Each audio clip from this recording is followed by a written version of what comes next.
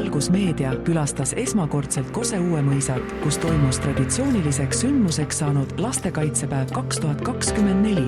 Vaatamata väiksele kogukonnale kogunes paras hulk osavõtjaid külakeskuse hoovialale ja päeva alustasid loomulikult lapsed.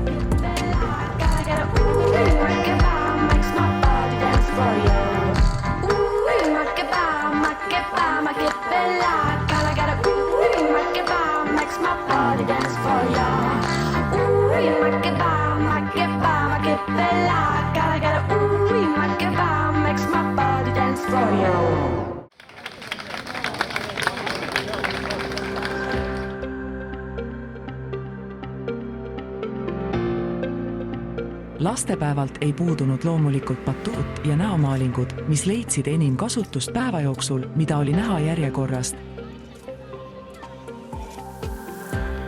Kohal oli ka Põhja prefektuuri Ida-Harju politseijaoskonna politseinikud. Päästeameti Põhja regiooni Kose päästekomando, kes tutvustasid lastele oma tööd ja saadi ka teada, kuidas ennast ja teisi ohu korral kaitsta.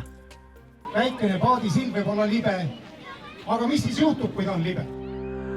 Kose Uuemõisa külakeskuses pakuti lastele päikese eest varju ja kunstihuvilistele joonistamist koos juhendajaga.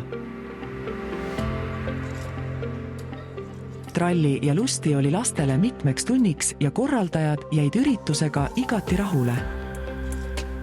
Selline oli siis Kose Uuemõisa kogukondlik üritus, mille tõi teieni Valgusmeedia.